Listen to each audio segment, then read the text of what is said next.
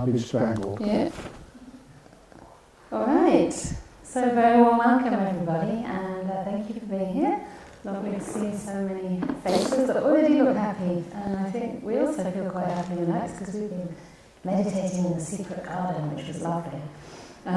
So a warm welcome, and also to Ajahn Brahm. A very warm welcome. In Oxford. It's a hot day today. Sweaty welcome. For your sacrifice in going over to the other side. I came from Cambridge. Anyway, let me just say hello. You've not got the mic, Ajahn. I can still interrupt. Cambridge say hello to the live streamers first. Yeah, Cambridge to the dark. Online, and then I will hand over to Ajahn Brahm, who's obviously very talkative after the meditation. So anyway, we will do a little bit of meditation tonight, and then a Dhamma talk, and then some Q&A. So my aim is to wrap up in time for lots of interesting questions, so that you can grill Ajahn Brahm on what it means Grill? to be a Streamwinner, Sorry, didn't mean grilled. how you get there, or how you disappear. Okay, so thanks for talking over me, and I'll hand over to Ajahn Brahm. Okay. Very good. What I was going to say is we always used to call Oxford, when I was at Cambridge, we're going over to the dark side. Because Cambridge is the light blues, Oxford is the dark blues. So you're the dark side. Anybody really identifies with Oxford? You don't? Great, and I feel okay to give a talk. This is only a little bit of a warm-up, but we're going to do a little bit of meditation to begin with, and after the meditation then we'll start the talk, and the talk this evening is going to be a little deeper talk. I hope you're okay with that, because in Buddhism we do have these stages of enlightenment, and so we're going to talk about those tonight. Is that a good idea? Excellent. And stages of enlightenment are stages where you disappear, you vanish. So already there's one person who's already imagined just they vanished. So anyway, let's get going. So let's do some meditation. How 20 minutes? Half an hour? 20 minutes. Okay, 20 minutes, okay. I'll be late. Very good. So please first of all, make sure you're sitting down comfortably. And when you're sitting down comfortably, meditation is always about how to rest the body and rest the mind. Many people feel that if you rest the body, you're going to fall asleep. If you do, it just means you're too tired. But many people have slept enough. So when you rest the body, the mind takes over, and you can become very peaceful. One of the most important things is it's natural. It's not forced. You don't make it peaceful. You let it become peaceful. The easiest way of keeping a glass of water still is to put it down, to let it go, to stop holding it, stop attaching to it, leave it alone, and it becomes still all by itself. Leaves on the tree stop shaking when the wind stops. It doesn't stop shaking immediately. It takes a while. Could be a few seconds, could be a few minutes. But when nothing disturbs that tree, then all the leaves naturally become still. And that stillness is not something where things just don't develop. Stillness develops wisdom, and stillness develops this great joy in the mind and relaxation in the body. So right now, if you haven't already, please close your eyes.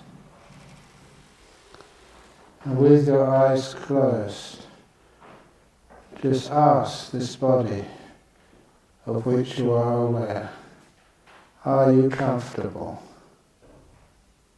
How do you feel? I regard the body in which I live as a good friend. I'm kind to my body. When you're kind to your body, you know when to move it. I'll just move my legs and I feel a little better, more relaxed. In longer meditations, I can do much more awareness of the body. I'm just going to do a little bit now. How are your feet? How do they feel? Your feet, are they relaxed as they can possibly be? It's a mindfulness exercise.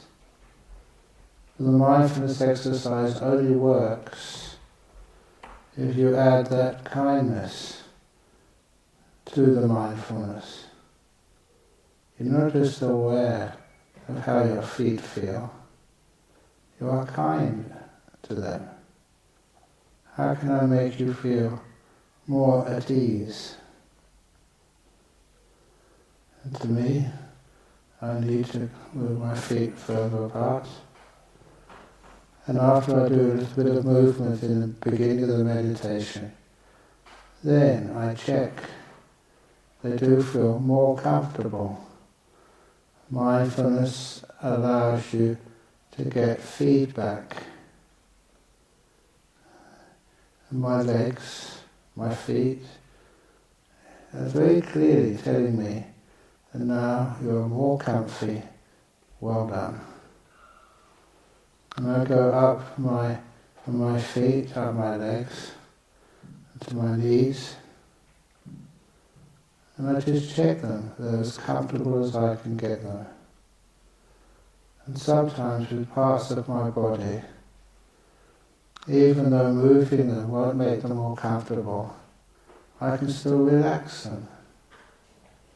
Even with my knees, I use imagination. I imagine those knees becoming free of any blockages. So the blood, lymph, everything which goes through those knees can go through freely and easily, with no force required, no impediments, no blockages. And sometimes I imagine my knees expanding, so that they are light, free, open. It's just imagination, but it works. It makes my even knees feel more at peace. And if I do a long meditation, I really make sure that my knees, my thighs and my butt, the butt, sometimes you sit there for long hours, and sometimes it can be painful. If that ever happens, I realise I was negligent. I should have made sure my butt was comfortable from the very beginning. Just by doing a few adjustments. I know there's always going to be pain, because the butt has to transfer the weight of your torso to the support, the chair. There'll always be some feeling there. But I make sure that feeling in my butt is as balanced as possible. And that means that after a few minutes, that feeling disappears. Your brain only notices feelings which change. feeling which is always there. It's not dangerous, it's not threatening. So the brain turns off that feeling. I go up my torso. If you've ever had any injury in your body, especially if you've ever had any cancer, that's a big worry for many people. But when I scan up my body, I can feel that everything is either a problem somewhere or is naturally at ease. And if ever I can notice a problem, then I just pause there. What do? I give it kindness. Kindness is what allows things to be. It's being at ease with it, opening the door of your heart to this feeling. And if you do that, you can feel relaxation happen. When relaxation happens, there's great opportunities for healing. When you close up, of course, healing stops.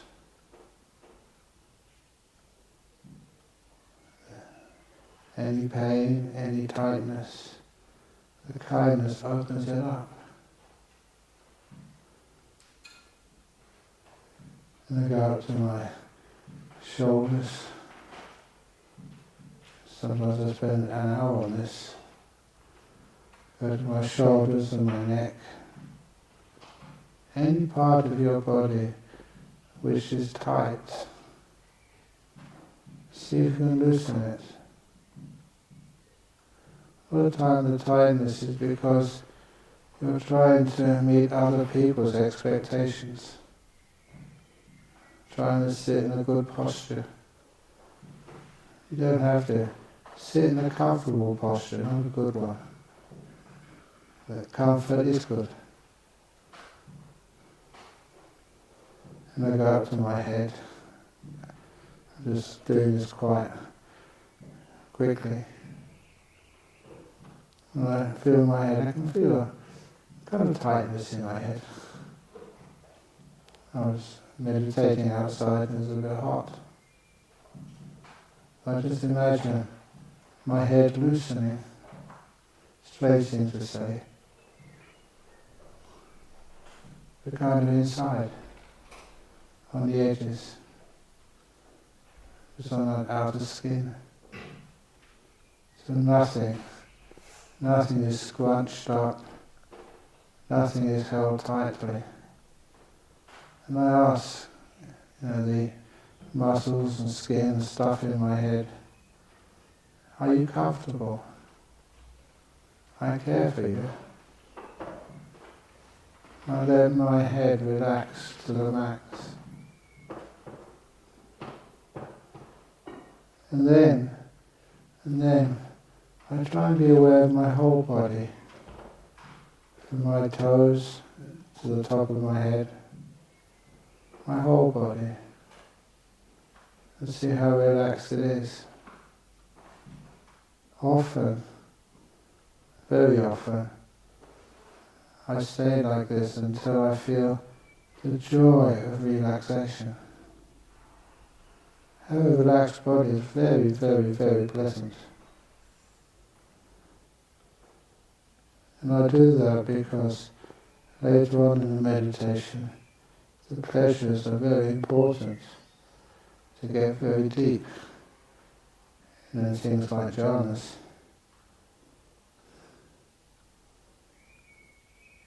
So first of all, I let the body feel the pleasure of relaxation.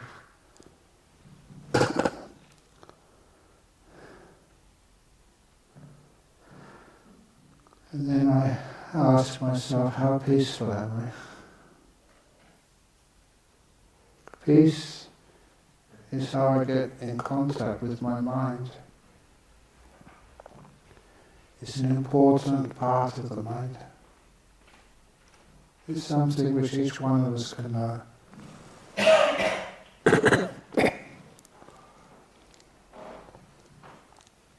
And what causes peace? What does it feel like?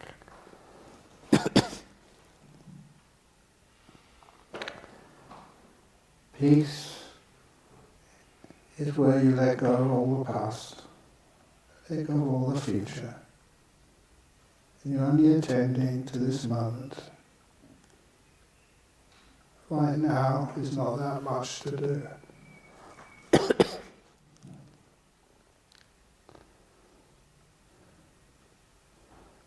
It's not much work. You don't have to think or solve problems. Just being. Being in this moment. Relaxed and at peace. And to go deeper, we stop giving things names. We stop taking notes. We stop trying to figure out what this means. That will come later. Right now, we learn to be quiet inside.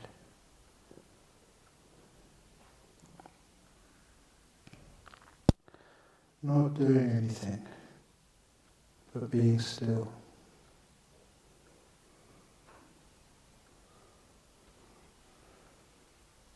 And once that starts to feel pleasant, we don't need to make it happen. It happens naturally. The mind gets pulled towards peace. You don't do it.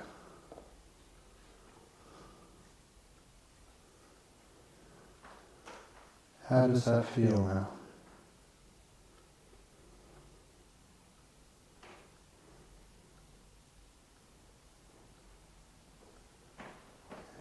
Hopefully it feels pleasant.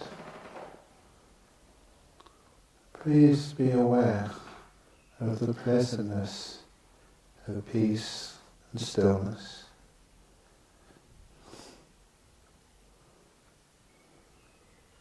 That recognition of its importance and pleasantness is what will keep you there.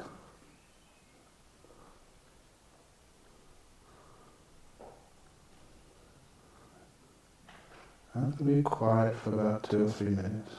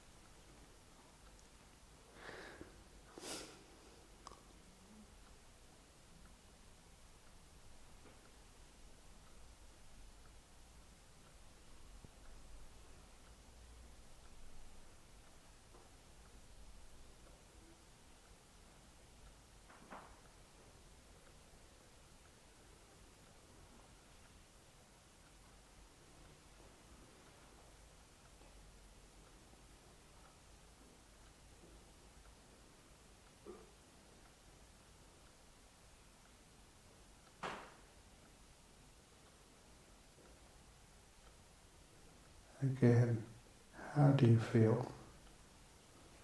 What's it like? Being peaceful, being still. Many things disappear. There's a greater sense of freedom, of peace. And the body feels relaxed.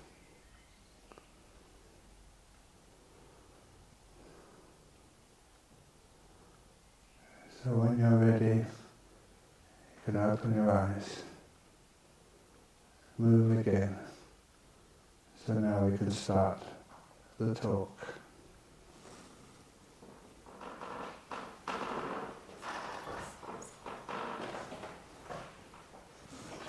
People want to open the windows a bit. Getting stuffy. I think you can do it.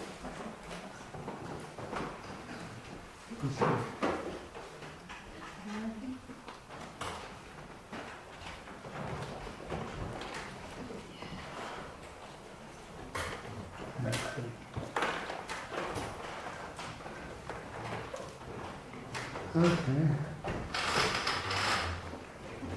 I hope that was useful for you. I always wondered how deep meditation occurs. And it's not something you do. That's okay. No, that's nature. Things make noise. The most disturbing noise is not the squeak of the window panes, it's how we react to them inside. I still remember on meditation retreats in the retreat centre when somebody banged the door and then somebody complained to me in their interviews. That person always bangs doors. They don't just bang doors. You've got a spoon there. Oh, can you imagine? Sometimes at night time they make themselves a cup of tea in the middle of the night. As they use a spoon to stir and mix the ingredients. They're so noisy. It's okay, all right. It's good o'clock. They won't behave. And they said, all these people on meditation retreats, it's always the same 2 or 3 people. Ajahn Brahm, you should have a blacklist of noisy meditators. So we don't want to ban them, just put them in the back somewhere. Or put them in a couple of rooms for the noisy ones. Or and sometimes they speak too much, and every time you tell them to be quiet, still they don't be quiet. So we should have some masking tape. You know they do it in movies or something, put masking tape over their mouth so they can't make any noise. They had all these stupid ideas. And I said, the noise they made finished a long time ago. And the echoes they have in your mind, in your memory, choosing to keep those bad experiences as memories, they're still going on. And that's also what noise is. The noise of that window squeaking, that finished a long time ago. But if we keep thinking about it, that's the problem. So we're silent, we let things go. When we're silent and let things go, we become far more peaceful. But that's not the subject of the talk this evening, but it just is a little bit connected. Because when we can let things go, what we're recognizing is that we don't control things. It's wonderful that when people turn off their mobile phones and other devices before meditations or talks, but what happens when your mobile phone or device goes off? Do you feel embarrassed? Not me.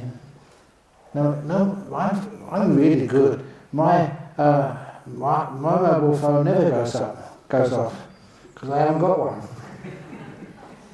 But if yours goes off by mistake, be kind to yourself. Ding, ding, ding, whatever it is, and then it turns off and it's quiet. Don't get embarrassed. If you get embarrassed, that's more important for you to consider. Other people get angry. That's a problem, not mobile phones going off.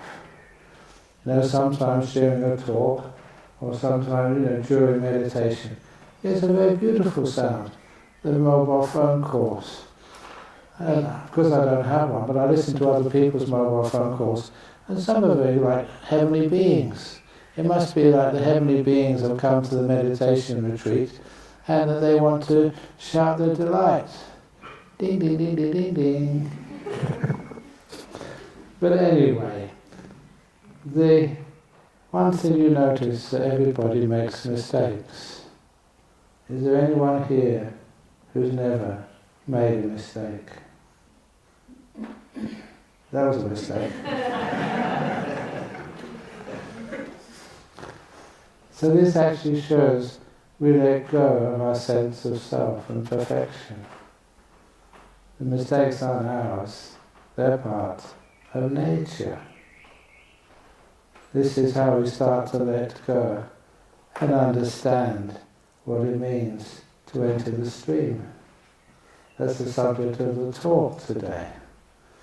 And the subject of the talk, many people are so interested in becoming a stream winner. Today I'm going to keep to the talk. I don't think I'm going to keep to the time. Becoming... do both. Yeah. Well, Be respectful to the Quakers. okay, we have to make sure you don't interrupt me then. Alright. No. There's an extra minute. Okay, I'm retired. Retired? Yeah. Okay, you sure? Yes. Okay. I'm sorry, but my character is always to be a little bit naughty. My character is always a bit fun. And I think you know me for so many years. You know, one of the naughtiest things I ever did... You were on the topic for a moment. You see?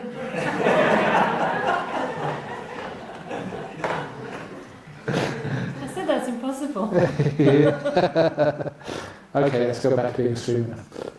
Okay, so how does this actually happen? First of all, it's never done through willpower, never done through force, never done through striving. Wisdom comes through clear seeing. How do you see things as they really are? How the Buddha said you see things as they truly are is through stillness. If ever any of you learn any Pali, I would expect more people in a place like Oxford to learn more Pali, simply because the Pali language is so close to Latin. I had to learn Latin when I was at school. I thought Latin was boring, but nevertheless I saw its benefit when I started to learn Pali. The whole structure of Pali was almost the same. And surprise, surprise, many of the words were the same. For a good example, the word for youth in Pali, yobana. A yob is not a young boy for Oxford. It sort of comes from the Pali word for youth, for a boy. And so many of those words are so similar. So it was not hard to learn Pali. And once you started learning Pali, that's when also you started to open up to what the Buddha was really saying about being a stream winner. One thing, I remember Ajahn Brahm, my teacher in Thailand, would always say, you never meditate to attain things. You meditate to abandon things, to let go. And that made a lot of difference. You know, sometimes when I lived in northeast Thailand for 9 years, there were some great enlightened beings, but you could never know who was enlightened. I always thought if enlightenment was some attainment, they would give you a badge or a star. Or, you know, 1 stripe on the shoulder for a streamwinner, 2 stripes for a once returner, 3 for a non-returner, and a pip on the shoulder for the arahat. This is like in the army. so you could tell who was who. But if ever you looked, after many years, people you knew had that reputation, deserved those reputations, these were people that no one would know. They looked just like every other monk or nun. And this was kind of fascinating. Why? Because being a streamwinner is not like a medal you wear on your chest. You don't let somebody else approve you. We don't have a secret book kept in deep monasteries up in the Himalayas where you can actually authorize who's the streamwinners and who's the non-returners and who's the hopeless ones. These entertainments is something much more refined.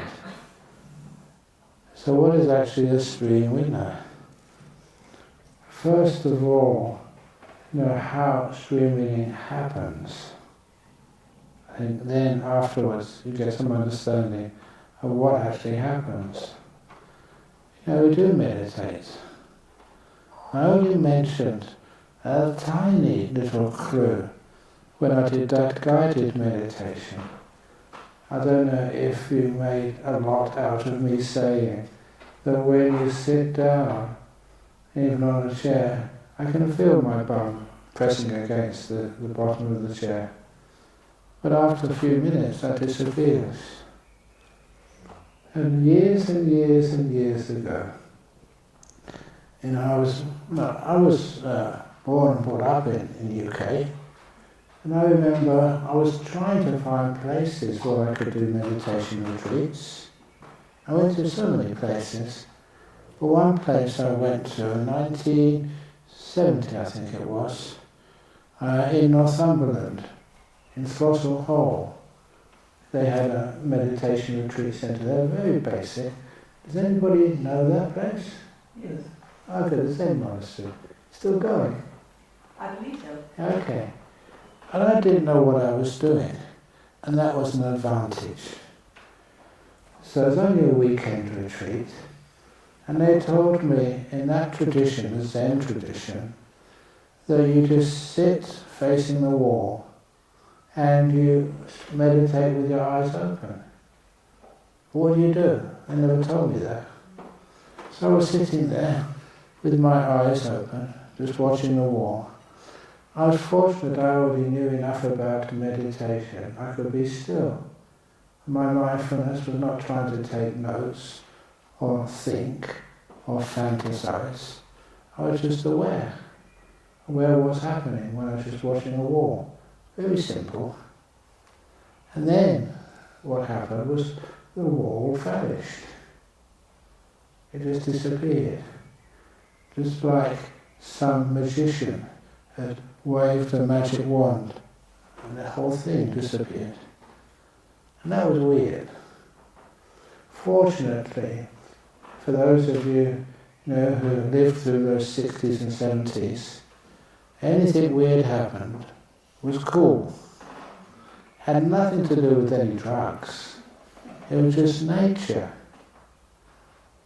But what happens is your brain is only not desire, but just how it works. Anything which is still, stable, doesn't change, disappears. So it's like any ambient noise in the background. After a while, it's not threatening, and the brain doesn't notice it anymore. Any feeling in your bottom, can you feel it again now? Pressure in your bum on the chair. After a few minutes, you won't feel it anymore. The background noise of any traffic disappears. It's what happens when things get still. What I mean by stillness is things vanish and disappear. With your eyes fully open, you don't see anything. Nothing at all. And that to me was an important insight into how the brain and the mind works. That meant that the more that you let stillness come into your mind, the less you move, think, comment, to worry about sounds, the easier it is for those things to vanish. And that is so cool. I love just adding a few interesting things. I do remember just a few times testing myself out, deliberately meditating in very noisy places, to see how possible it is to be quiet inside, even though there's a lot of noise outside. I remember one place I did that, which was beautiful. I had to wait a couple of hours for another monk to arrive in Suvarnabhumi airport in Bangkok. And there was this really noisy people coming and going and announcements being made. And so I just sat down, closed my eyes, imagined a bubble around myself. And that gave me a kind of a boundary. And then just allowed all the sounds, which was a lot, to vanish. And it did. It's kind of amazing, just when you know the laws of the mind, how it works, you can find silence anywhere. After a while you don't give it importance, and it's not speech anymore, it's just noise and vibrations. And after a while, those vibrations, you don't think about it, you don't try and figure out what it means. After a while it vanishes. An example of that, even in my first year as a monk in Thailand, I was doing walking meditation. And I was a young monk, and the monks in Bangkok, they were mostly doing studies. I wasn't doing any studies, I've been there, done that. So instead I could stay in the main hall and do walking meditation for an hour. I knew it was an hour because all silly things to have in the main hall, they had a grandfather clock. Ding dong, ding dong, ding dong, ding dong. Every quarter of an hour they made this noise. So I could then know, how long I've been walking meditation. And this one morning, just about 3/4 of an hour, I'd just done one to one end and just coming back on the second trip. I was walking very slowly because you're so quiet. And then I heard this really weird noise, really strange. And I recognized it was my name.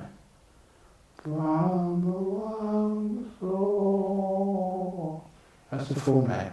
I called it Brahm later on because it's such a big name to say. So that's my name on the books. But the real name, the full name, the name on my passport is Brahmawangsa.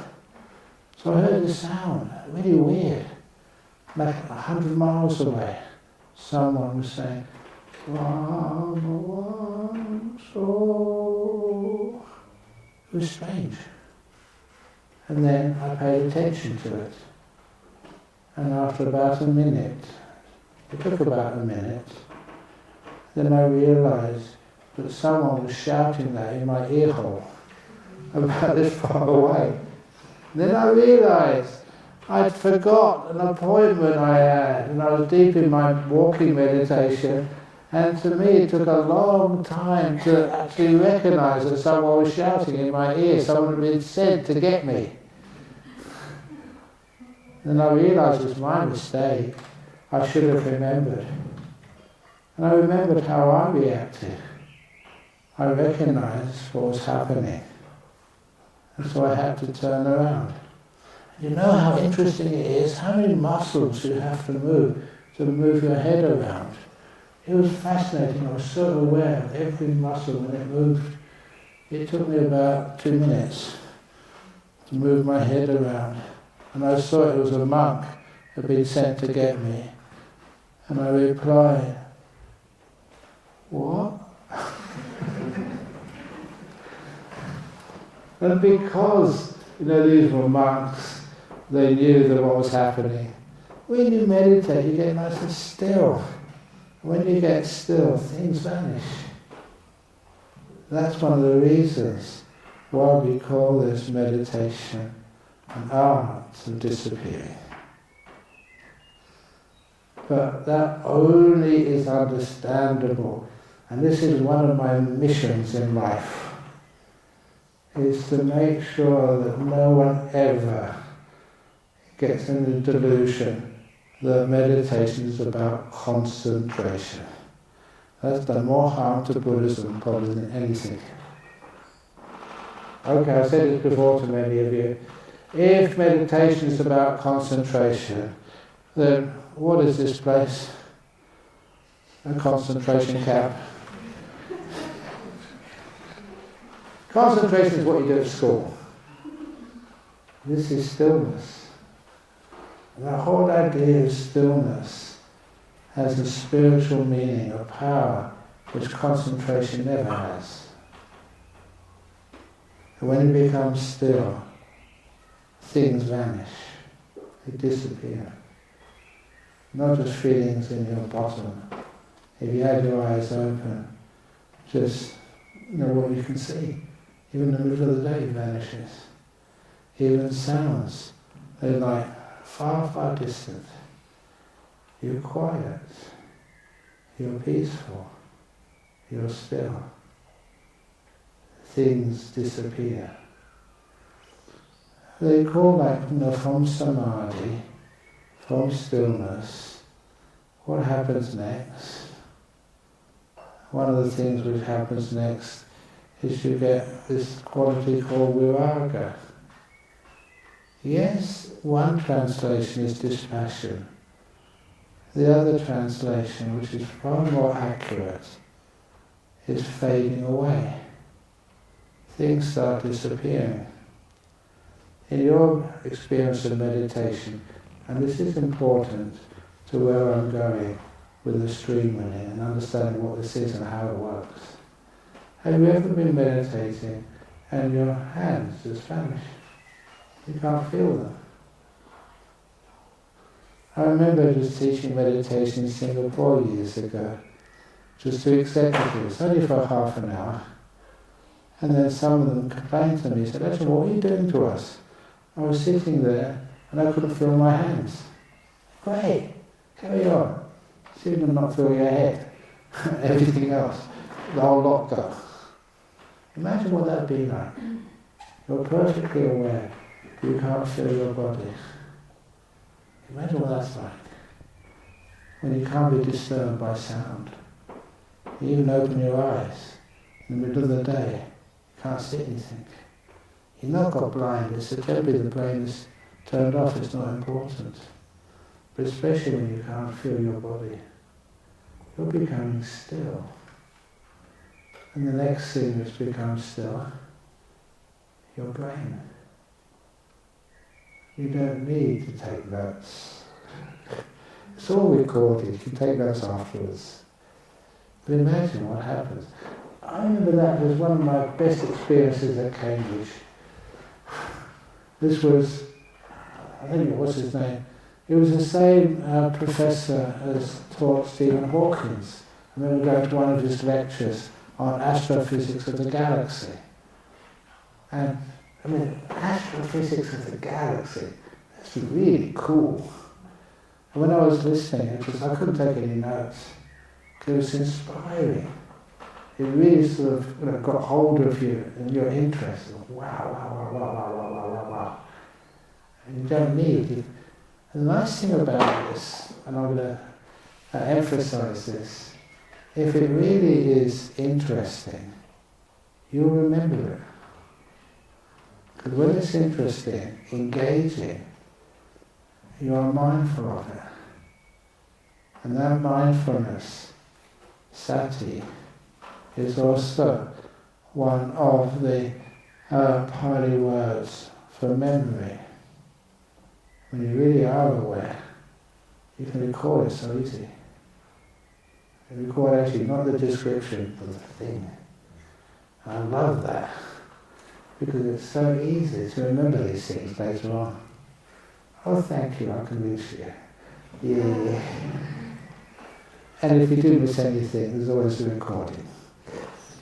But also it means that you can see things vanishing, becoming still. But not everything vanishes. Just things like irritations on your body, irritations on your bottom, and to sit like this for long periods of time. Irritations, like I said a few days ago, like mosquitoes who turn and biting you. Irritations of great noise, all these old memories, fears of the future. Imagine all of those things disappearing. When they disappear, it frees your awareness to stay with your mind. Do you know what your mind is? A lot of times people, they think they know, but they haven't got a clue. And the reason is because, your 5 senses, seeing, hearing, smelling, tasting, physical touch, kind of dominate. When those vanish, that's the only sense you have left of the mind. And that receives all the energy, and that gets really cool. Hopefully, I know I keep saying this, but some people actually do understand this and take it on and experience it and validate it. You see these beautiful lights in the mind. Lights? Why? Because you've got some energy now building up inside your mind. It's not wasted on the 5 senses, on the body and stuff. So that energy stays inside, stays in that mind, and builds and builds and builds. And how do you experience that energy? We don't have language for mind. So we borrow language from the world of the 5 senses, and especially from the world of sight, because that's our dominant sense. We recognize, or if you're in an airport, they recognize you not by what you smell like, but by what you look like. And that's the dominant sense we have. And so we tend to interpret and give names to mind states using the language of the mind, of the sight. And of course, that's when you see these beautiful lights. I'll give you lots of tricks here. What you usually see, these beautiful lights, they are, doesn't matter what colour, but what is really important, if it's say like a yellow, it's more yellow than yellow. It's more red than red, more blue than any blue you've ever seen in your life. Pure, powerful. And I say this because when these sorts of things happen, many people get scared. You haven't seen this before. You think, my goodness, where have I gone?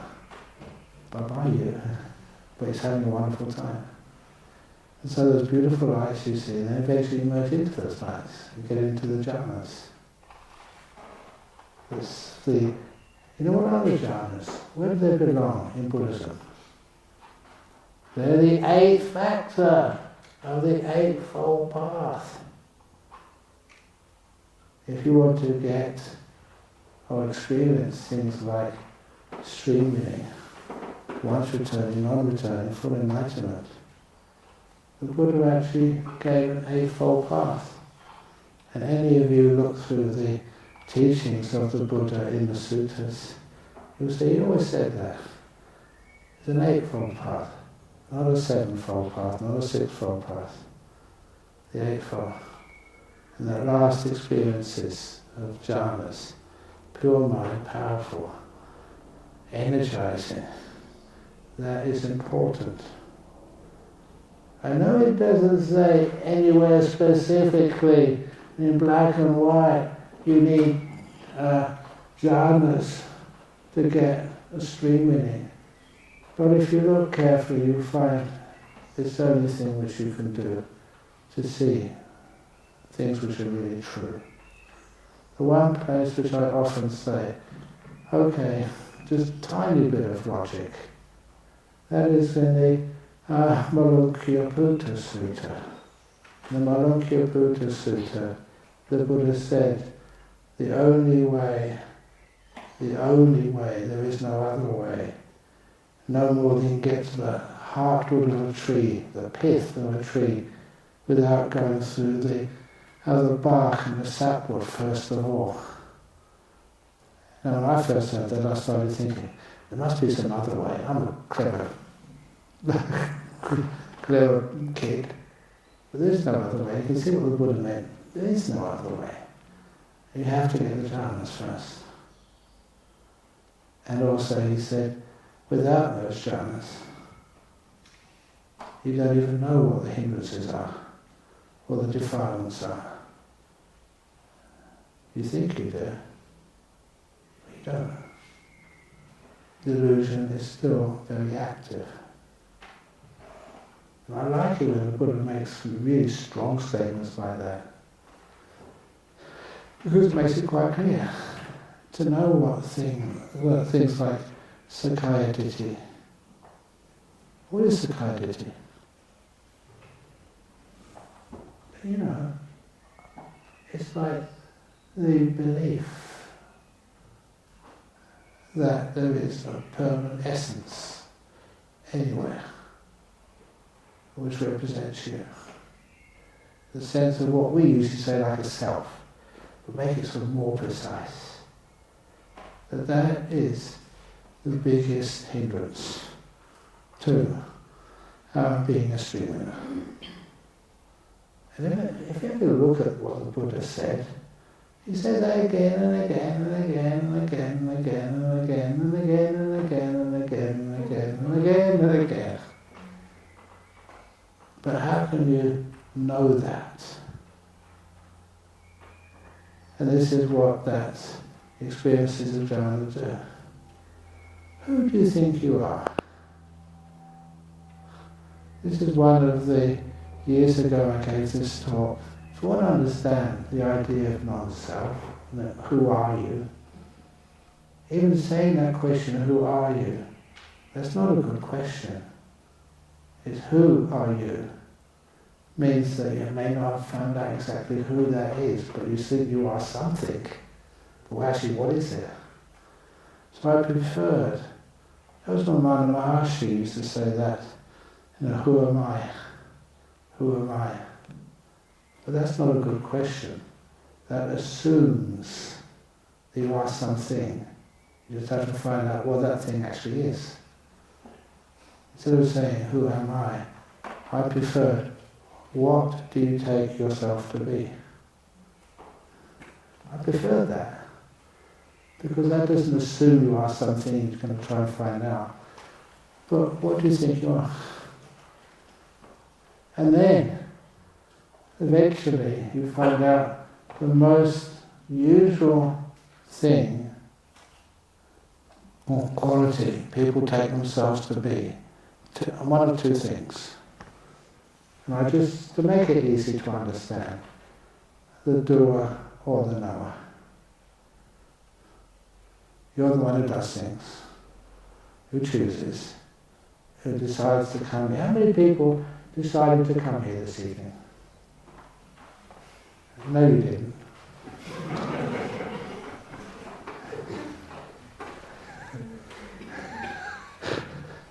Don't answer my questions, always trick ones. But that was quite sort of challenging.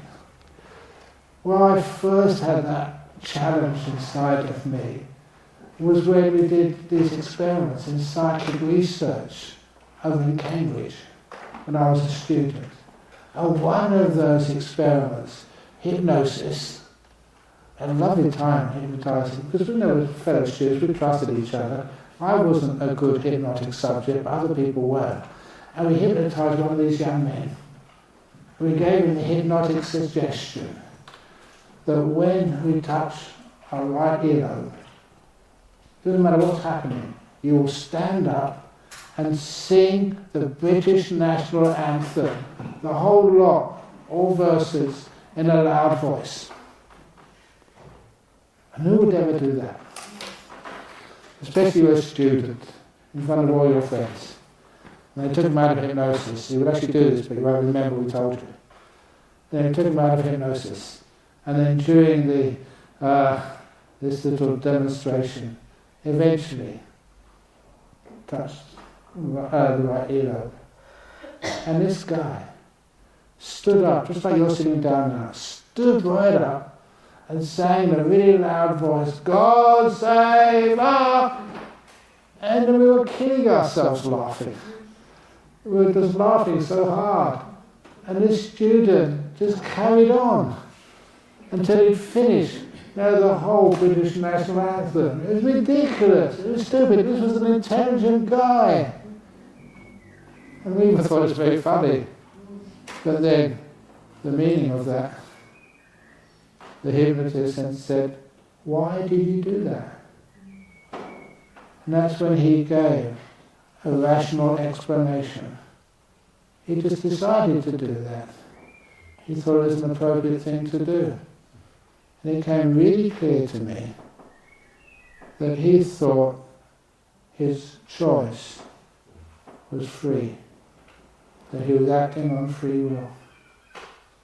And to us it was obvious he wasn't. Sometimes I look at people's hairstyles, clothes. Did you choose to have your hair like that? When you go to supermarkets, do you choose that particular type of food? Do you? How have you been brainwashed? When you vote in elections, do you actually really choose? Have you been brainwashed? Come on, admit it. You've been brainwashed, conditioned. What you think is your will is not. This is fascinating. Any psychiatrist here would just investigate choice and will. And basically it's been so proven, but actually to see it. And what you take as will, your choice, I'm going to do that. By the time you notice that, it's already just, the brain has already chosen. It's pre-cognitive, the will. That's scary. And where you find that out in Buddhism, second jhana, obvious. In the second jhana, that's when will stops. Because God has disappeared. You haven't got a button to press anymore for will until you come out. That is why I love this when this happens on retreats. That's why that some people go meditating like this. I don't know, I told you this story about this Vietnamese monk over in Sydney who was visiting a 9-day meditation retreat. This Vietnamese monk, he started, let's do half an hour meditation to begin with, and then an hour's talk, and then just do some chanting, then go to bed. First day of the retreat. After the half an hour was up, this monk didn't move. He carried on meditating for another 8 days.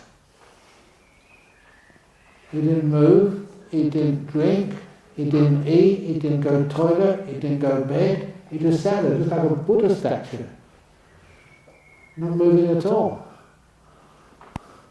Is that possible? You bet it is. I know in the sutras they say you can only do that for 7 days. But 7 days was just an approximation. He actually did that. And everyone saw it. When he came out of the meditation, that's when he apologized. And he said, "I'm terribly sorry, I should have given you some Dhamma talks." And everyone said, no. It was just so inspiring to see such things are actually possible. They're real. How can you do that?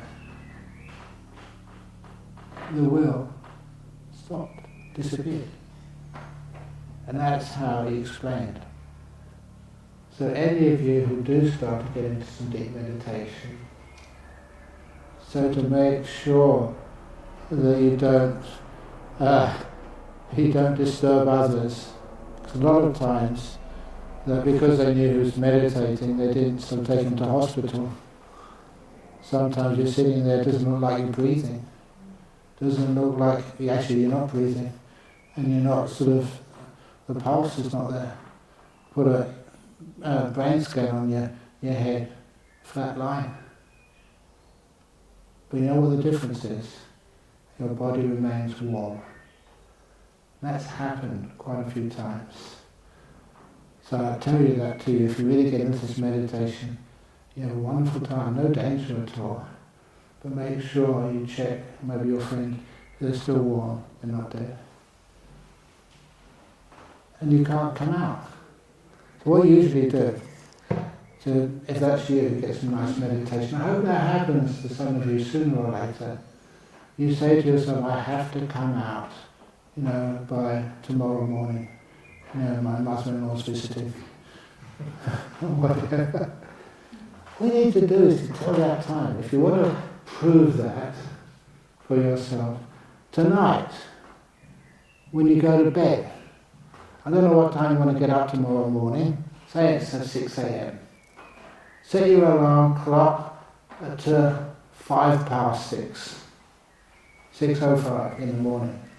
And as you fall asleep, tell yourself, I must wake up at 6 a.m. on Saturday morning.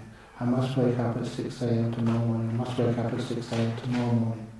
Say it to yourself carefully, mindfully, and then forget about it. I remember the first time I did that, it was really cool. You just woke up, 5 minutes either side of that time without an alarm clock. And I was young. To get up that time in the morning as a young person was really cool. Your brain can be conditioned. It's not will anymore. Pre-programmed. I like that. So after a while you find you're not the will. Yay, lovely. I can take no responsibility. When I give a talk, it won't go too long. It's not my fault. Oh, come on, smile. Yes, but you've got no choice, you have to smile. And the other thing, which we think we are, is, again, knowing. And that is when you get even into a first jhana. In the first jhana, you can't feel anything. I remember this one guy over in Perth. 10 minutes. 10 minutes, okay. 5 minutes. 5 minutes, okay. Okay, stop, stop. So this guy in Perth, he just pressed the letting go button beautifully. Usually meditating for half an hour, but this day, Sunday afternoon, nothing on TV. This is what he told me, okay. So he went into his bedroom, started meditation. After a couple of hours, didn't come out. So his wife went in there to check on him and saw him sitting in meditation, not breathing, perfectly still. Oh God, my husband's died. So she called the ambulance service. And when she called the ambulance service, this is a true story, no joke. Called the ambulance came, the medics came in, this was an emergency. And they looked at him, no breath, couldn't find any pulse, straight in the back of the ambulance, wife was worried sick. And off to the hospital, Sunday afternoon. Fortunately, the doctor on duty, his parents had migrated from India. They'd heard about meditation to do these weird things. So the son had heard that, so they did take him straight to the morgue. And otherwise the morgue attendants would have died when he came out of meditation. And the doctor, the wife was looking at all of this, told me that his body was still warm. That's unlike someone who's died. Again, it's just like the Buddha said in the Sutta Sutta. And this is actually where, there's understanding about these deep meditations. And so they put defibrillators on him. Put on the EEGs and ECGs, both flat line, and the defibrillators in those days, electric shocks, boom, boom, trying to get his heart going again. Many times they did that. Nothing worked until he decided to come out of his meditation. I said, what happened? And I decided to come out. And it wasn't in his bedroom, it was in a hospital bed, actually in an emergency room. And then everything was working perfectly. And the doctor gave him nobody around, not busy that afternoon, Sunday, and gave him a full examination, nothing wrong with him. And he walked home with his wife. He walked home. And the doctor didn't want to make a report, just a basic report. Otherwise, that poor doctor would have probably got the sack. And you're making this up, it can't be true. But anyhow, I asked him, is there anything unpleasant about that time that you weren't breathing or your brain wasn't working? How did it feel? He said he was blissed out. But he couldn't feel anything at that time. Just the bliss of the mind. That's the jhanas. Was there anything unpleasant? Oh yes. Something very unpleasant. The scolding he got from his wife walking home. You don't ever do that again. It won't be fun for you, but not for me. That's why it's good. To give yourself a time, make sure you come out. But what teaching of that was telling us that you are not your five senses. You're not seeing, hearing, smelling, tasting, touching. That's not who you are. That can vanish. Are you the mind? And as you go deeper into these jhanas, that vanishes too, little by little. In the four arupa states, it is a disappearing of the mind. You are not a person who knows. It is just nature. And when that happens, then you realize there's no one there. That is streamwinning. You overcome the illusion of a sense of self. But what's the difference between that and full enlightenment? Unfortunately, I've run out of time now. So I become a streamwinner first, and I'll answer the other question afterwards. The definition of a streamwinner is someone who knows that belief has been, not just belief, from experience. They know that this thing you take to be you is not the will, is not experience. There's no one there. Really disappeared. One story, finish. I can't ignore this. This is what Ajahn Brahm taught me. He was a great monk. And towards the end of his life, he got very sick. And we built him a sauna in our monastery, Bananacha. And we built him a sauna there for two reasons. One was to help out your teacher out of gratitude, but the other one was selfish. It meant we could get him to come to our monastery once a week for his sauna and give us a talk. And that was brilliant, because he gave this talk one day, come to his sauna, give us a talk. And sometimes he really sort of hits the mark. Not always, sometimes his sermons are boring. And that was my teacher. But this time was one of those really juicy ones. And after he gave this really inspiring teaching, those other monks could look after him in the sauna. I just couldn't resist just going around the back of the hall, a nice quiet place, and crossing my legs and meditating for a couple of hours and blissing out. And after you come out of those meditations, then I thought I could still do something for my teacher. So I walked towards the sauna. I was too late. And he'd already finished the sauna. He was walking back with a Thai man going to the car. And that's, he saw me. I don't mind saying this. This is actually how these people try to enlighten you. When your mind is really clear, when all of those hindrances are just gone. The mind is very powerful. He checked me out. And to my to my mini graves, I mean this is true, that's when you could feel him inside my mind. Real experience. Someone was reading my mind. And I knew it. And I was very happy he was reading my mind. Often you get embarrassed, but today my mind was worth reading. It was clear, I was quite proud of it. So anyhow, when he came out, he realised my mind was pretty good. That's when he decided to try and enlighten me. He looked at me. Bhagavansha. He was kind but firm. Bhagavansha. Why? Not mine. Those of you who know Thai. Why? And my response was, you know what I said?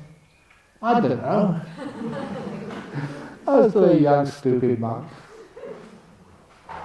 And what I liked about those great monks, they never scolded you. They never sort of shouted how stupid you were. He just burst out laughing.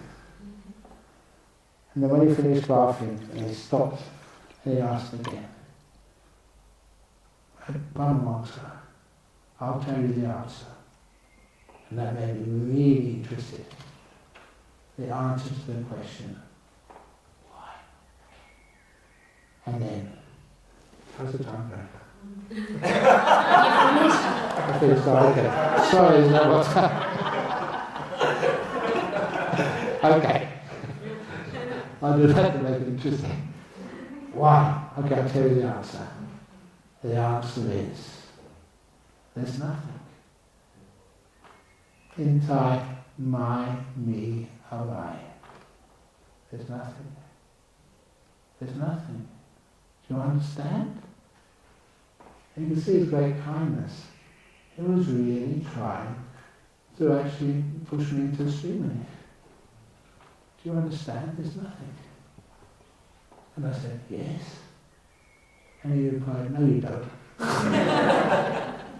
He walked away. And I felt just so embarrassed in front of my teacher being stupid. I like that interchange. That's what becoming a streamer is. There's nothing. Do you understand? You may think you do, but you don't. So anyway, best of luck.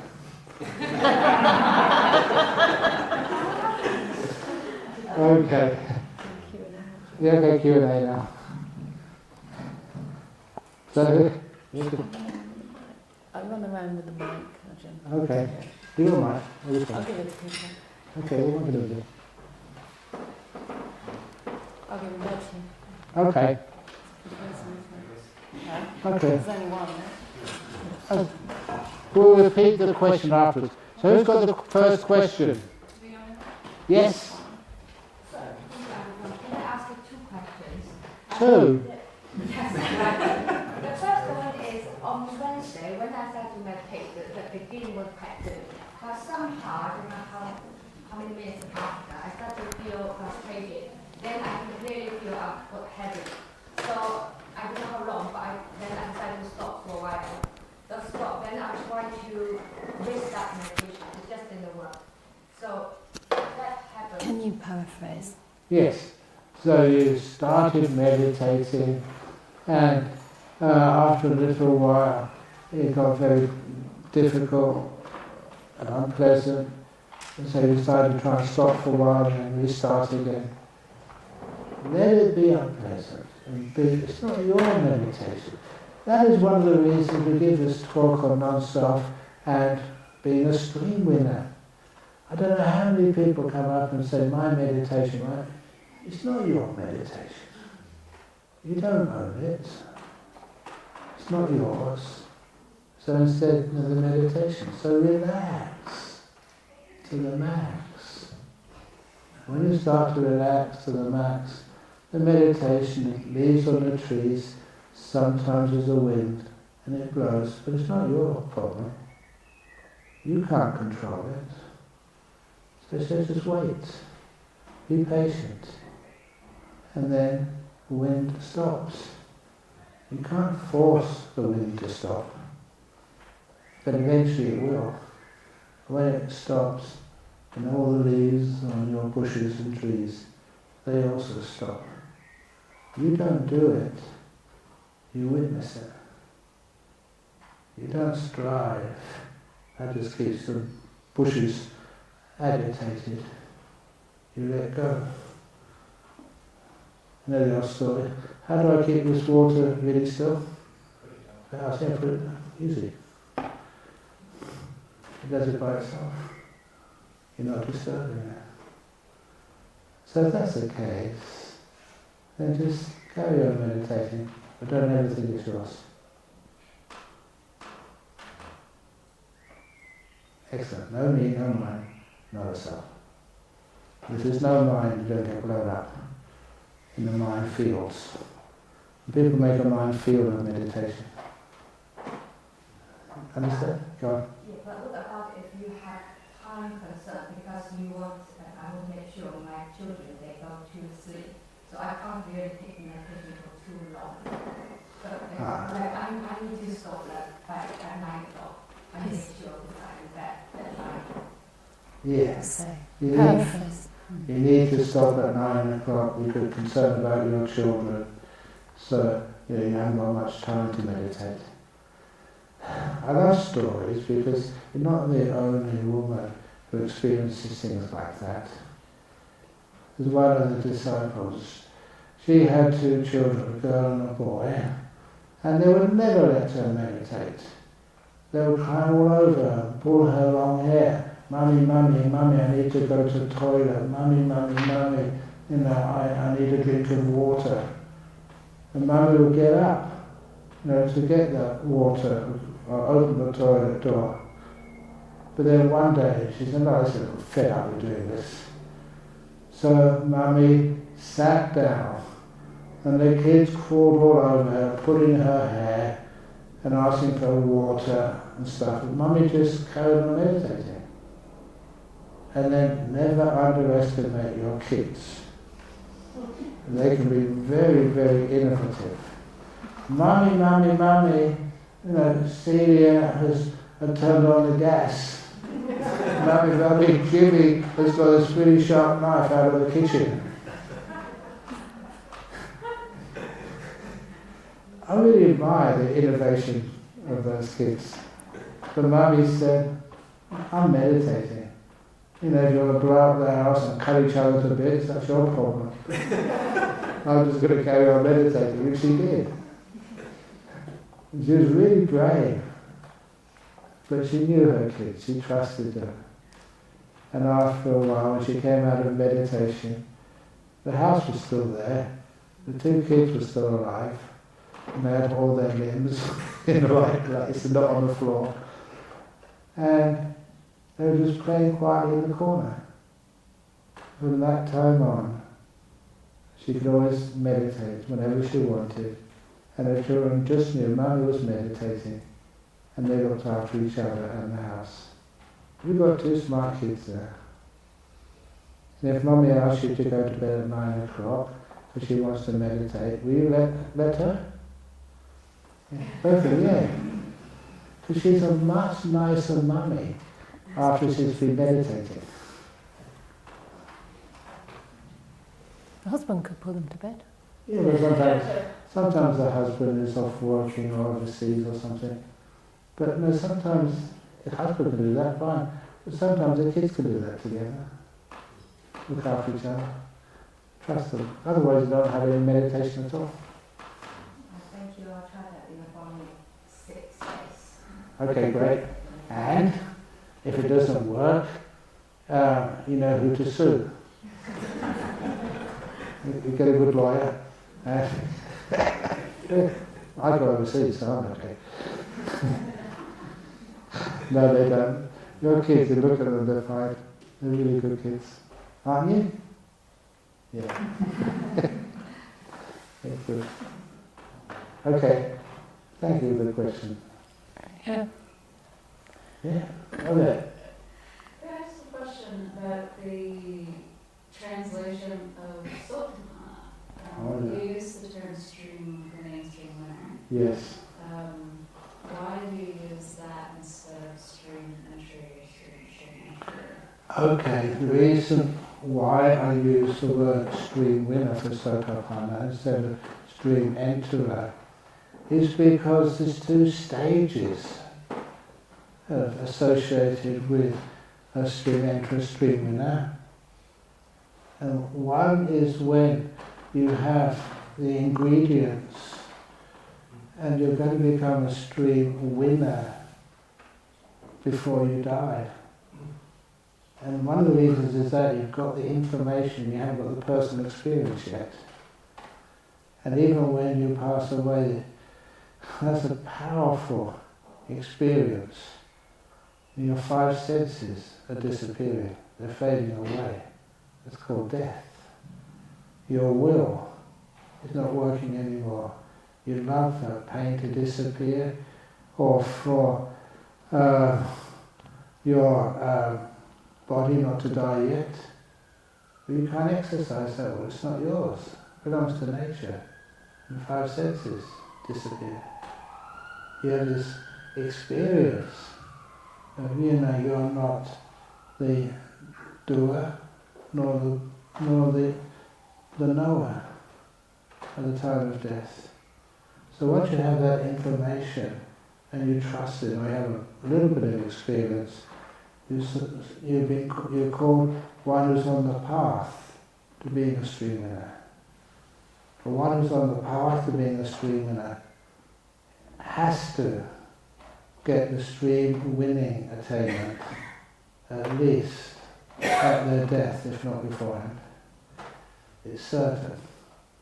And that's why in Pali, if any of you are interested in the suttas, it's very similar to if you've, it's not a best simile, but I struggle to find similes, but I think this one works. If you cheated on some mafia boss, the gang who work for the mafia boss say, "You're dead. You're dead, sister." And I'm not dead, I'm still breathing, I can still walk, I can still... But it doesn't mean you're actually dead right now, but your death is certain. And that's one of the idioms of English. And that's also the idiom in Pali. If you have entered the stream, in other words, you've understood enough, or you've experienced enough, that your understanding of non-self, experience of streamwinning, is certain. That's why we make that distinction. Yeah, you only entered the stream now, but you actually are a streamwinner. Going to be. It has to happen. Does that make sense? No. No. Thank you. It sounds like you're talking about Sotapanna, the path to Yeah. stream enters. Yes, I do. So, yes, I guess I'm still not clear on what the distinction is. Okay, so let's give an example again. This is not from modern life, this is from the suttas. So once, towards the end of the Buddha's life, the people want to assassinate him. So the king, first of all, sent one assassin to kill the Buddha, and then 2 to kill that one assassin, 4 to kill the 2, 8 to kill the 4, 16 to kill the 8, 32 to kill the 16, to try and make it sort of untraceable who actually decided to kill the Buddha. And sometimes, if you feel you want to go and kill like a holy person like the Buddha, you just can't do it. It is so soft and kind and just so gentle. Who could ever harm someone like that? So the first one said, "I can't do this." And so the Buddha gave him a sermon. And you never do that ever again. And then the two other assassins came and said, have you seen this other assassin hanging around? We're trying to find him. And so the Buddha taught them as well. And in the end, all of those assassins were always converted by the Buddha. And they said, we're streamwinners. I thought, how on earth can an assassin become a streamwinner? They haven't done any Dhamma, they haven't done any precepts, they haven't done anything of the Eightfold Path, nothing at all. They haven't done Satipatthana retreat, and the Buddha calls them streamwinners. They entered the path. By the end of their life, they will become streamwinners. They've seen enough. They've actually been face to face with the Buddha. My goodness, that was great change on you. So that's entering the stream, or either being one who's on the path, or one who's achieved the streamwinning experience. You'll never believe there is a sense of self anymore. Okay, but then none of you have asked yet, I'm going to ask for you. What if you know there's no self? What's the difference between being a streamwinner and being an arahat?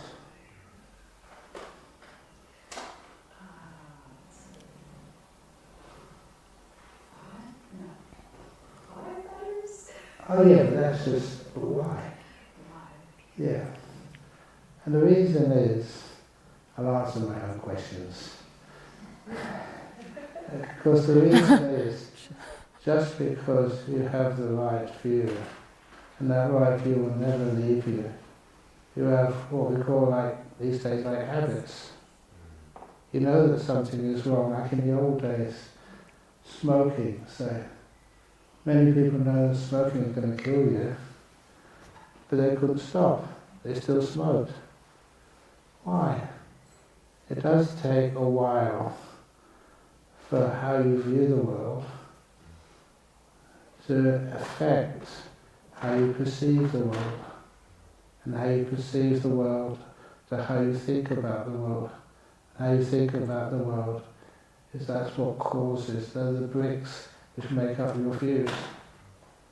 To change your views so you perceive 100% accordingly, and you think 100% accordingly, it does take time, depending on your old habits, for those to change. That's called vipassas. Okay, who's in the back first of all? Before.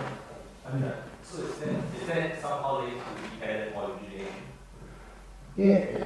Is that somehow linked to dependent origination? Yes. It's simply because, look, if you are not the will, you can't choose, why do things happen? Cause and effect. And that tells you what cause and effect is.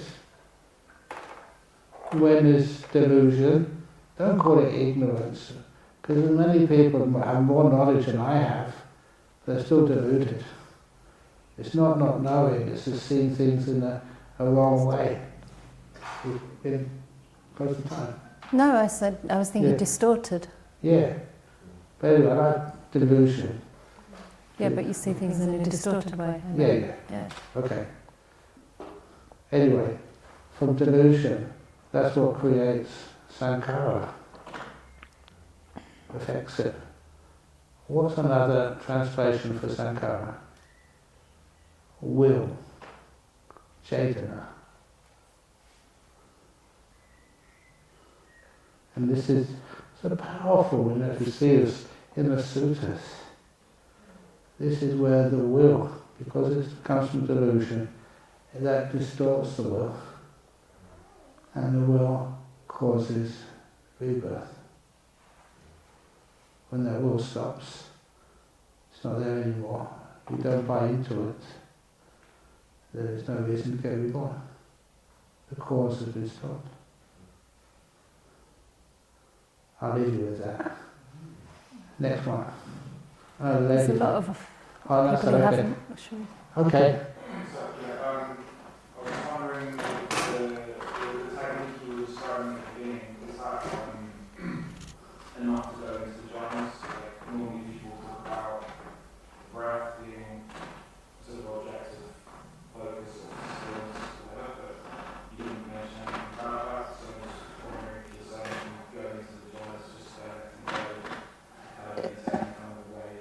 Excellent, yes.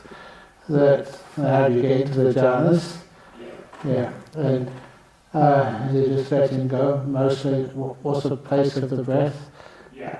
As you let go, imagine you're sitting there quietly, you close your eyes, you let go of being concerned about sounds, your body's very comfortable, so much of your body vanishes and disappears. You're not thinking of the past or the future, so the mind is pretty still. Then, what's still moving?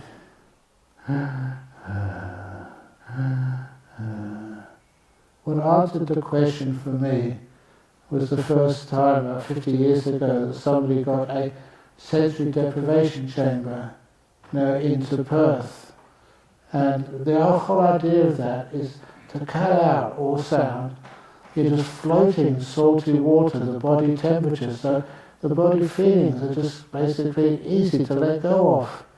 And there was no sound, no light. I remember one of the other monks got in there first, before I was supposed to go in there the following day. I said, what was it like in there? And he said because there was nothing else disturbing him, his breath was very, very loud. This is what happens when you let go of things. It's easy to notice the breath because it's one of the last things left moving. And then, oh no, just let go. And you become aware the breath will come to you. And it'll be much more peaceful when you're not forcing it. And then afterwards the breath will disappear by itself. It's just a stage in the meditation. And it's a very lovely stage in the meditation. I always call it like a stepping stone when you're crossing a big river. You step into the breath and you step over the breath and leaving the five senses behind. Make sense? Okay. Next one. You had asked one already. Where's No, he hasn't. Didn't you? No. I did 2 years ago. Okay. I've got a very good memory. Okay, then at the back afterwards. Okay. Go on. So this is an ignorant question. But how, so when you talk about how everything disappears and how the will also disappears, what is the, why is that a useful experience? How does that help? Because when something vanishes, you can understand what it is. That's the old simile, I haven't mentioned this yet, of the tadpole and the frog. Once upon a time, there was a tadpole who lived in a nice lake in Oxford University. And that little tadpole, when he was in the lake, as the tadpole grew up, he was very smart, went to a good school, and he got sort of, what do you call it, you don't have to go into the university, like a correspondence course with a department of chemistry here in Oxford University. That little tadpole did so well, and he soon got an honours degree with, first class honours, and so carried on doing a PhD in water studies, and eventually became a doctor and a professor of water. And that little tadpole, he thought he knew everything about water. He even actually overheard some monks talking Dhamma about water. And he became the expert, so people thought. But how could a tadpole know anything about water? That tadpole was born in water, lived all its life in water, could know the theory about water, but never experienced what water really was. But then, the tadpole, one day, he grew little appendages, little legs and little arms. It happened naturally. And once he became a frog, then that little tadpole didn't know what he was doing. How do you get into jhana? Sometimes people don't know what they're doing. It just happens. Just keep on going, eventually it happens. They don't know why at first. And then the little tadpole jumped out of the pond. Imagine that for a frog. The first time in a frog's life, who was standing on dry land. That's weird. And of course the frog will think, what is this? What's missing? What's missing is water. Ah, now the frog can understand what water is. Things disappear for us. Even like doctors, cut up bodies all day. Surgeons, I mean. Do they really understand what a body is? And in those early days, I managed to go to many autopsies. And some of those autopsies in Perth, we talked to the coroner, whatever it was, and said, how does that affect, how you see your friends, how you see your wife, how you see your kids? We've been cutting up bodies all day. And he said he compartmentalised this. But sometimes, even then, you don't understand what a body is, but you're still in one. When it disappears, that's interesting. 5 senses are gone. And now you know what, these 5 senses are not you. They can't be. You're still aware, but there's no senses. That's how it works. But then if the willpower disappears, how can you then help other people?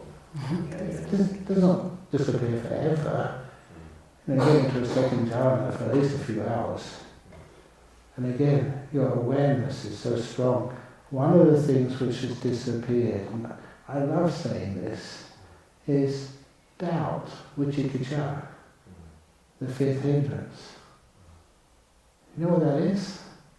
It's just so difficult, for me to get my head around. What is doubt? I'm confident. That's not what doubt is. What happens? An example which I'm not giving, which I'm not breaking my rules. After deep meditation one day, I decided to ask myself, what's my earliest memory? And I got the memory of when I was a little baby, being pushed in the pram by my mother.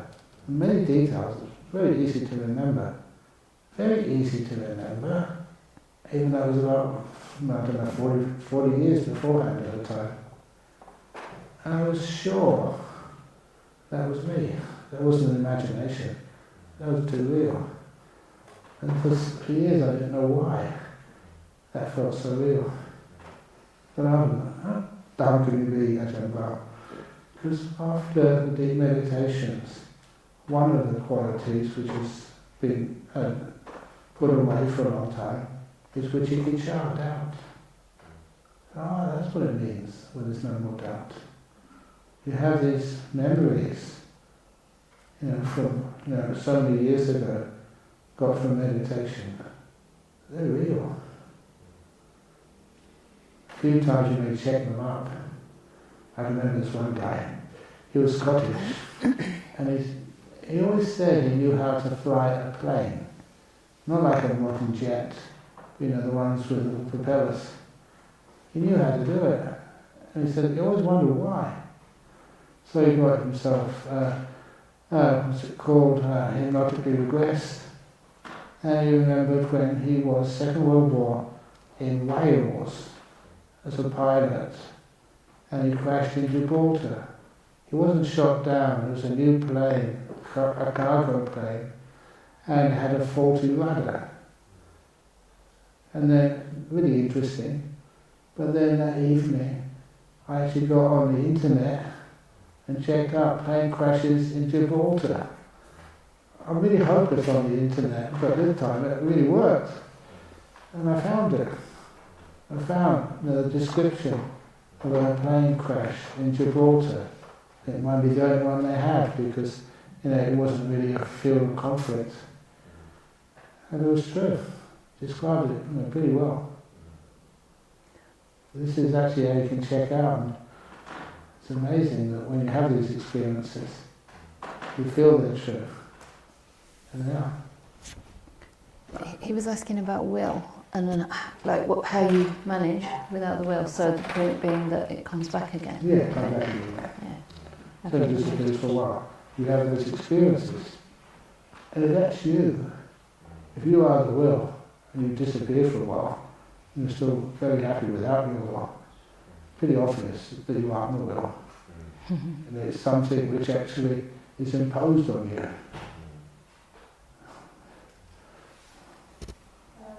There was one at the back first. Okay. So maybe two more, Ajahn. Yeah, okay. In a way, it's a follow-on question. If a person experiences the jhana, is that the same as or similar to streaming?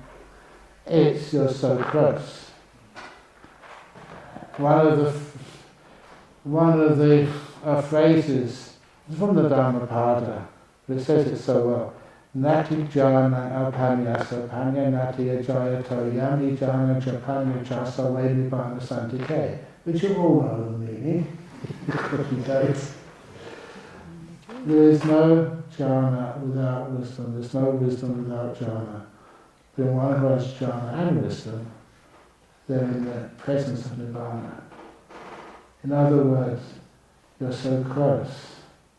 You have those jhanas. Not everybody becomes a streamwinner. But you're so close, you just need a good teacher to give you some, some of the really good Dhamma, and then it just happens. Now I understand. I always say that the Dhamma, the teachings which you've heard and can read, they are like the map. When you're going to look for the treasure underground, the jhanas are the flashlight. You need both the flashlight and look around, and you know the map, but you need a flashlight to see underground. Make sense? Okay. We were talking about willpower earlier on. So just to make sure, when we all die in one, whether streamwinning or not, I thought the sense of self and the willpower was just gone. But no, apparently there is this some remains of it, Yes. more or less, or depending on It depends on how far you've gone. But yeah, the willpower, that's why a lot of times people want to come and visit someone first of all. The willpower is still there. And that's why we have like ghosts. Spirits who just still things they need to do. I can't resist this one. There was I've been in the monk a long time now, so I had these really lovely experiences. This lady, she was a Thai lady. Any Thais here? See me? Oh, good, I'm not going to offend you. Isn't it funny? Sorry? Yeah. Her name was Pusar. And she didn't trust her husband. So when she got very sick, she asked me, she said, Ajahn Brahm, can you kindly arrange to do the funeral, my funeral for me? I'm going to die in a couple of weeks. And can you pay for it? And in return, half of my will give to your monastery. She was a poor person, but she had a little house in the Maylands in Western Australia. Okay. I said, I can't do that. Anything monetary I can't be involved in. We talked to our committee. And the committee had a look at it and they called it a nice little earner. So we did that.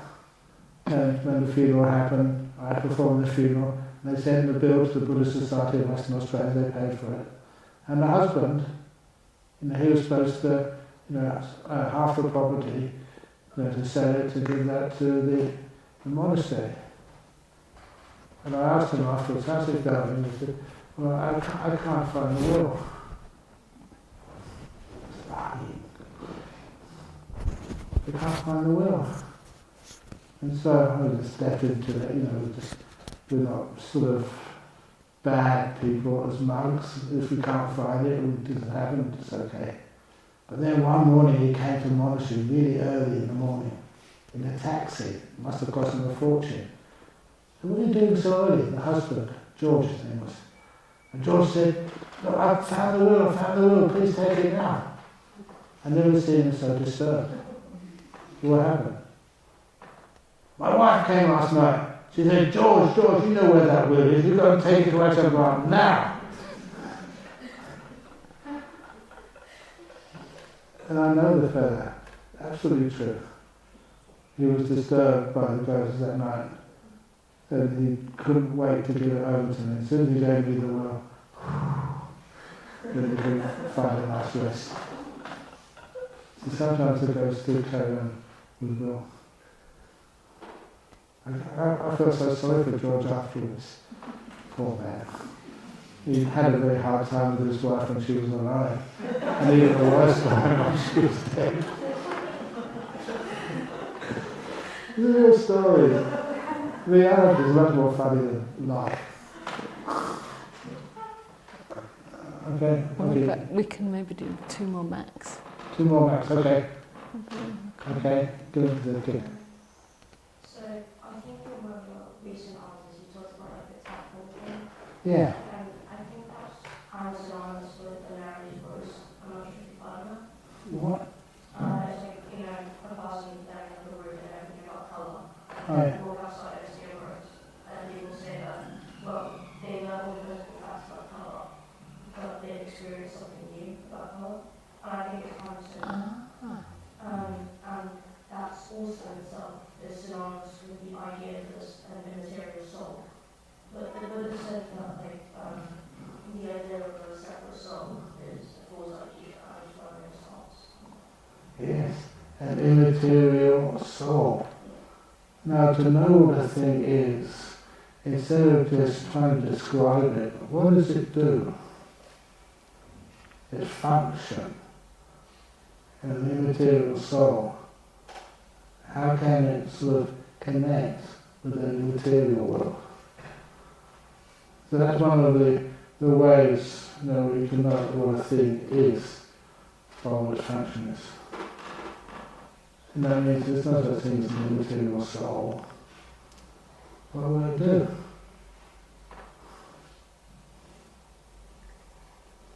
Okay? Does it make sense? Next one. Can you choose? Can I choose? Yeah, which one? I think someone at the back was first. Wasn't there? Good question. Is the will the same as your ego?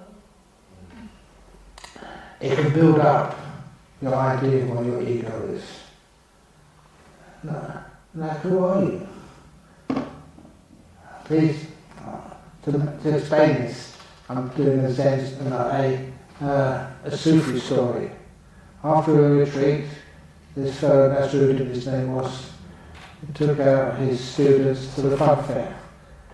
And so one of the stalls there was shooting competition with bows and arrows. So he said, I will see how good I am as a sharpshooter with the bow and arrow. So he took his first arrow, had 3 arrows, and if you hit the target, you obviously win a prize. So his first shot with the bow and arrow, he raised the arrow, he put the arrow in the bow, raised the bow, and shot it, and it almost killed someone about 20 meters to the left of the target. And then, I said, you don't know how to shoot this at all, said the students. No, stop now before you make a mess. And he said, no. That was the shot of a hasty man. And so his second shot, he put the arrow in the bow, aimed it, and took much more time, and then pulled it through as hard as he could, and he shot it. It made the target, but flew right over it. That was the shot of a proud man. And the next shot said, stop now, you're embarrassing us. He said, no. He put the next arrow in the bow, shot that bow, and scored a bullseye. Then he claimed his prize, and the students shot. Said, if the first shot was a shot of a hasty man, and the second shot was a shot of a proud man, who was the third shot? He said, that was me.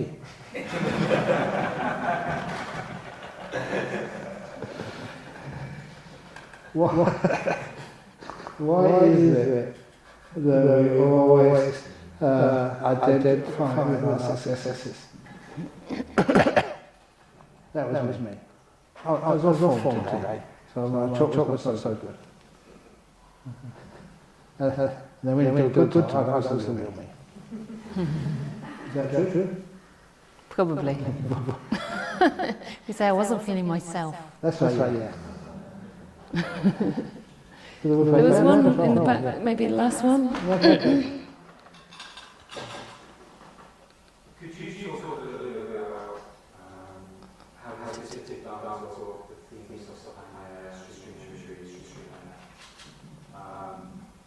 jhanas?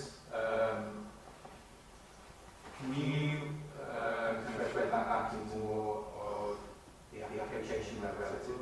Because sometimes I find I really enjoy Dhamma, practicing Dhamma and listening to Dhamma, and then I find myself wondering how the insights or wisdom that generates or cultivates can be then applied in a relative world, just an absolute ultimate ground. Because it happened. These states happen, and you need to know what is happening. An example of that, there was this lady over in Penang, and she wasn't even a Buddhist, and I was asked that she had some sort of experience, and she thought it was a psychological fault happened to her. She couldn't understand it, and it was challenging her life. And those psychologists, psychiatrists understood what she was going through. So I talked to her, and it was a jhana, the first jhana experience she had. And just being able to explain it to her, what was going on, and adding a few more things which she would have experienced. Yes! There was such a relief of suffering for her. Because she experienced a great moment, but she didn't understand how it all fit in. She thought she was misunderstanding things. It's not only that, there's many other interesting results in that. There's one of those disciples who works for CERN over in France, Switzerland. And he said that when he understood how those deep meditations, they amplify your mindfulness. Your mindfulness really now gets strong. I call it power mindfulness, superpower mindfulness. And they deserve those terms. And that's sometimes why, even today we were talking about the botanical gardens in Cambridge. Just when I was on a retreat, I had a walk, and then I saw the comfort bamboo, the most beautiful comfort bamboo I've ever seen in the whole world. It was extraordinarily beautiful. And then after the retreat, I went back to visit it, and it was just so planted in the wrong place. It was dry, scraggly, it wasn't beautiful at all. I can understand why it was beautiful when I was on a retreat. And afterwards, a week afterwards, it was just ordinary. Actually, it was in the wrong place. And then only afterwards I realised the beauty wasn't in the bamboo. The beauty wasn't in the eye of the beholder. The beauty was in the purity of mindfulness, which I had at the time during the retreat. And that's sometimes why, if you have a retreat and you really start getting some deep meditation, you can really be aware. I always quote William Blake's poem, to see a world in a grain of sand. See a heaven in a wildflower, hold infinity in the palm of your hand, and eternity in an hour. This is where mindfulness starts to open up things you've never seen before. And for a weird reason, that even though we say we're supposed to be contemplating dukkha, suffering, this always was really beautiful. Incredibly beautiful, energizing beautiful. It also opens up lots of power as well, which you never uses it. When there are things like treatments and people with illnesses. It's not philosophy, it's real life. Okay. You're going to do a little closing? I was like to do that. Oh, right. Yeah. So thank you very much, especially for all the wonderful questions, which is for me always the most interesting part. And it's really wise to ask questions because you're trying to apply Dhamma, as Daniel just said, to your everyday life. If there's no purpose in our everyday life, then what's the point listening to a talk? It's just some kind of entertainment. But I think as we continue on this path together, we will start to, if the path is going in the right direction, we start to feel more connected to each other and more compassion for every aspect of the human mind and heart. So for me, that's one of the big benefits of the Dhamma, you know, that the more I understand suffering and the more I find some freedom from that suffering, the more I realise this is a universal teaching that can help all beings, regardless of who you are. And it is a natural process of practice. So thank you very much for talking about streamwinning for that perspective. I think there's a lot of spiritual materialism, unfortunately, in the Dhamma. And sometimes because of that, either people don't talk about these things, or when they do talk about them, they become things to get and things to polish our sense of self rather than ways of disappearing. So it's really refreshing to know that these things can happen, but at the same time they come about through letting go of the sense of self and actually allowing things to disappear through putting causes in place. And again, the causes are things like compassion and letting go. So the whole thing does circle back. So thank you very much for being here, and I'd like to just say a few words about why I'm here and why I invite Ajahn Brahm every year. And that's because I'm trying to develop a community in Oxford, so you're all hopefully lucky, or hopefully feel glad that it's near to you, for women to be able to train towards full ordination in the Theravada tradition. Because, thank you, because all different people want to practice in different ways, and some people have a natural calling to monastic life. And for men it's much, much easier if that calling comes about. It's getting easier for women. We also want to help it become easier for gender non-binary folks and trans folks as well. And I think part of my aim in the beginning was, I guess, mostly for bhikkhunis. And as I've been working towards having a monastery, I've realised the importance of inclusivity and how it feels to be marginalised. How that is part of conditions. You know, if a particular group of people struggle in some way, it's not because of some deficiency in them, it's because the conditions are not supporting them adequately, or maybe they're completely absent for certain groups of people. And that was the case for me when I came here. I had nowhere to stay. And fast forward 9 years, we actually now have a very beautiful monastery that's come about through the generosity of thousands, if not probably tens or even hundreds of thousands of people around the world, and many of you here support us, and hopefully many more will continue to do so. And it's just a wonderful time to have Ajahn Brahm over here, because we also now have not only a place, but two aspiring bhikkhunis who've been sitting here, so they've taken up the first step of training as anagarikas on the 8 precepts. And we want to invite you to get involved, to support us, to support the monastery, our requisites, and come to the talks, come to our online teachings, and come and visit us if you can. So there'll be information about that outside, and I don't know, Anagarika, she's standing there. Are you wanting to say something also? Yeah, wonderful. So it's always very lovely to, I wouldn't call it pass the buck, but invite someone else's voice. So you can say a bit more about how they can support and get involved. You want to sit here? Oh, hang on, you need this. Yeah. I'll put it here because it can slide.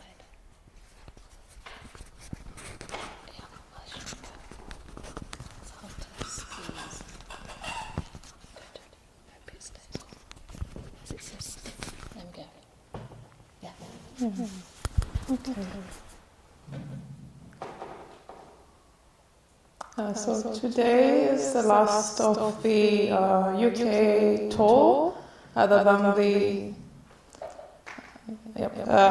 the long retreats, which will be online, and the next retreat, which will be over the weekend.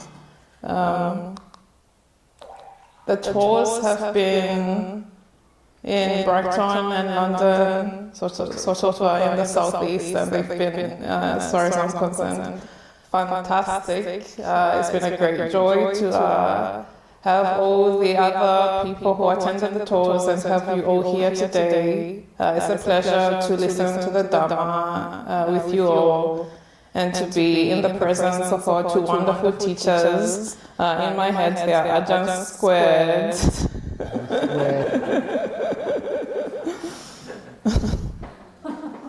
Yeah, and they're all both very wonderful.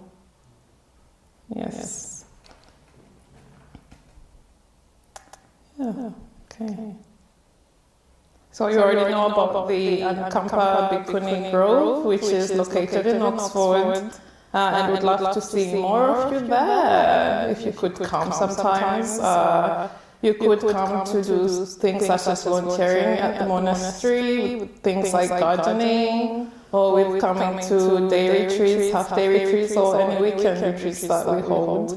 You could also come to offer food, lunch, usually around 11 a.m. That can be on a weekday or on a weekend, and you can check the calendar to make a booking, see when there's any available slots. You can also support the Anukampa Bhikkhuni Grove and the Anukampa Bhikkhuni Project through volunteering remotely. So we actually do need help with that sort of thing, especially with editing videos or people working on their YouTube. So any of your help would be much appreciated. Moreover, we also could use some financial support, like anybody else, in order to buy requisites. Although monastics live a very simple life and we live in community, and we tend to use a lot less than others, we still appreciate any help in that area as well. So you could, for example, make a one-off cash donation, or set up a standing order, or give in any other way that you think would be fitting. Yes. You could also give nothing at all. That's also fine. That's the best. Okay. So anyway, thank you again to all of you for being present with us, and I hope you have a lovely rest of your day. Yeah. Sadhu, sadhu, sadhu. Thank you so much. And we do have a little time limit on the place. So